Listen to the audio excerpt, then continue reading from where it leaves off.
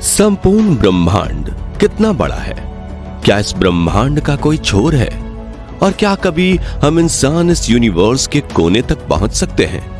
इन्हीं सवालों का जवाब ढूंढने के लिए वैज्ञानिक लगातार ब्रह्मांड के दूर दराज हिस्सों में खोजबीन कर रहे हैं और अब उन्हें कुछ ऐसा पता चला है जिसने उनकी रातों की नींद उड़ा रखी है।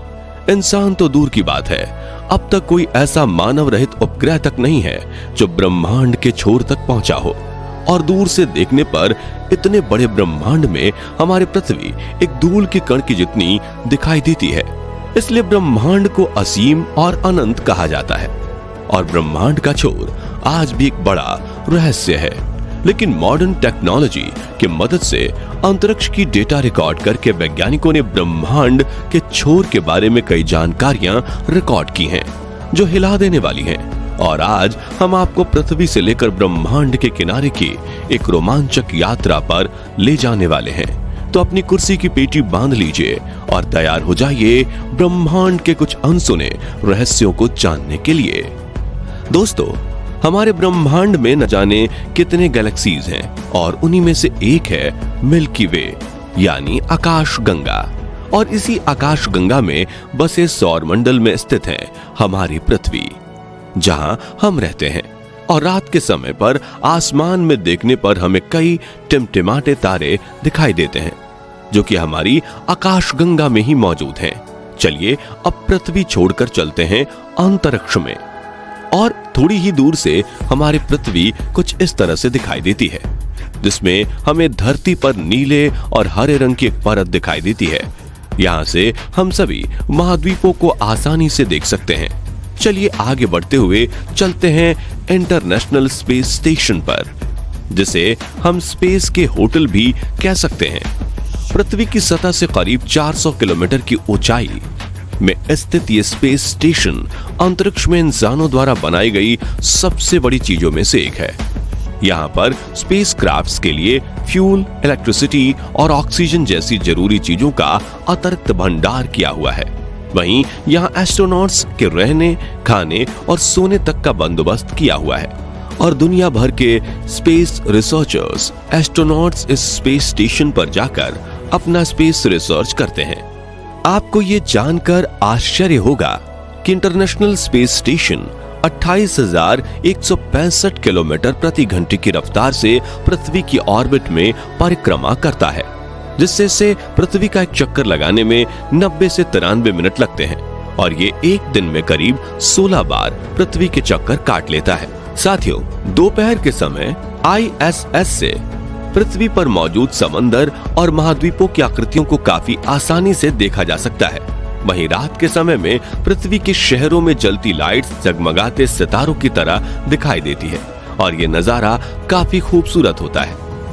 इस स्पेस स्टेशन से थोड़ी और ऊंचाई पर जाने पर हमें अनेक सैटेलाइट्स का जाल दिखाई देता है। यहाँ इंसानों के द्वारा बनाए गए हजारों सैटेलाइट्स अर्थ की ऑर्बिट में परिक्रमा कर रहे हैं। इन्हीं सैटेलाइट्स की बदौलत हम मोबाइल, टीवी, रेडियो और इंटरनेट आदि का इस्तेमाल कर पाते हैं। अपने सफर में आगे बढ़ते हुए अब हम पहुंच चुके हैं चांद पर, जो कि पृथ्वी से 3,84,400 किलोमीटर की दूरी पर स्थित है। ना जाने कितने अरबों सालों से चंद्रमा धूमकेतु और क्षुद्र ग्रहों की मार झेल रहा है, इसलिए इसकी सतह में कई बड़े बड़े गड्ढे भी पड़ गए हैं। चंद्रमा पर सूर्योदय कुछ इस तरह दिखाई देता है, लेकिन सूरज की ज्यादा रोशनी ना पहुंचने की वजह से चंद्रमा पर ज्यादातर अंधेरे का माहौल ही बना रहता है। वहीं पृथ्वी की बात करें तो जिस तरह पृथ्वी के आकाश में चंद्रमा का उदय होता है, ठीक उसी तरह से चंद्रमा के आकाश में भी पृथ्वी का उदय होता है। फर्क बस इतना है कि यहाँ से चंद्रमा का कद छोटा दिखाई देता है और वहां से पृथ्वी का कद बड़ा दिखाई देता है, क्योंकि चंद्रमा पृथ्वी से काफी छोटा है। चलिए अब हम सौर मंडल के जन्मदाता सूर्य की तरफ चलते हैं, जिसके बिना जीवन की कल्पना कर पाना असंभव है।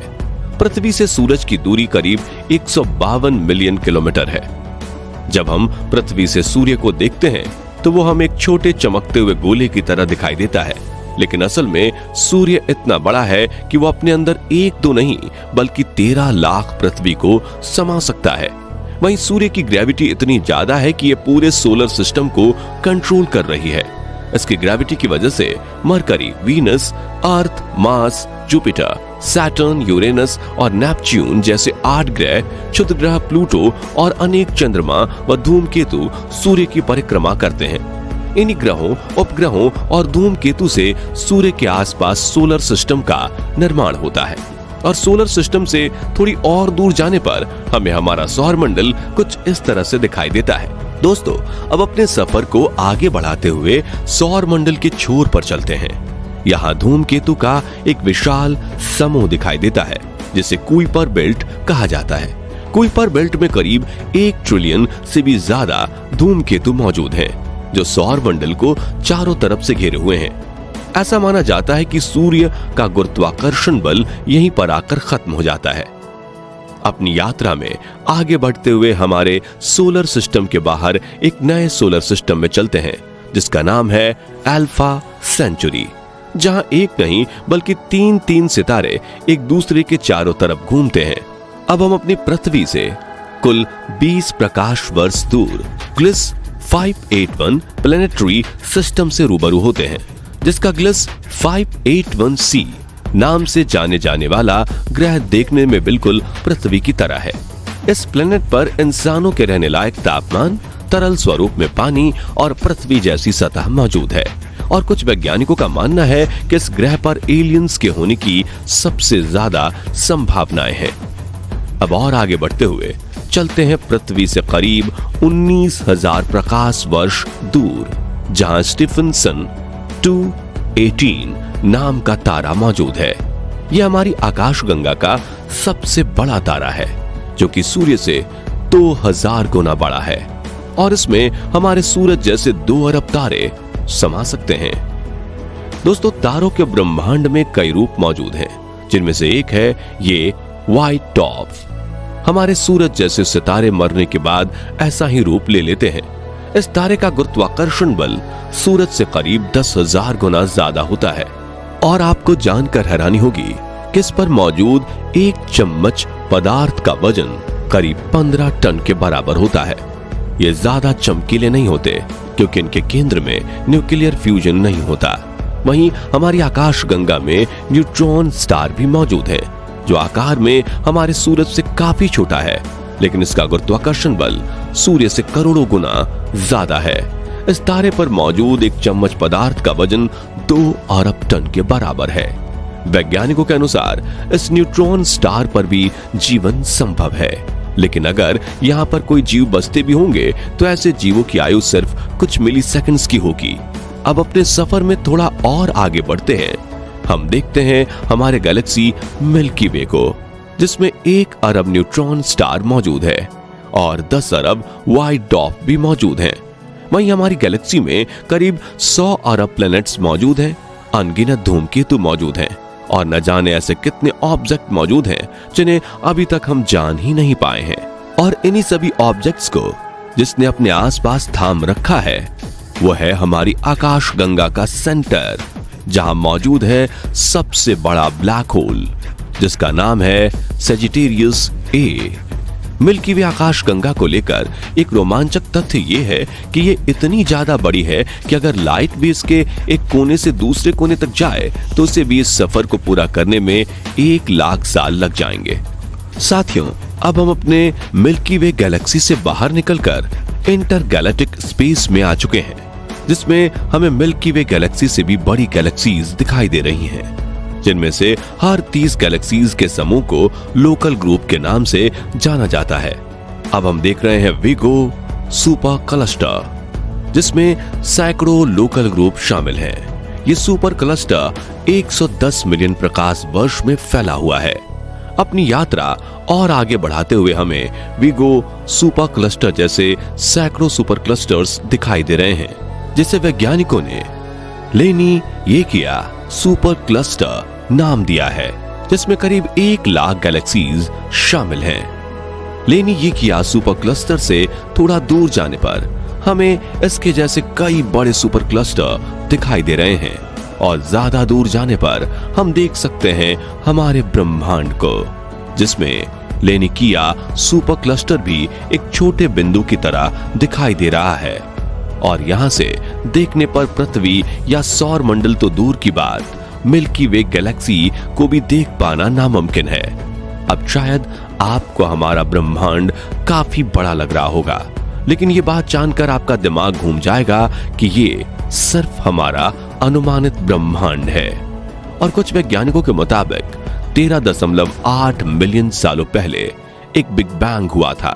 तब से लेकर हमारा ब्रह्मांड फैल रहा है। गैलेक्सीज एक दूसरे से दूर जा रही हैं।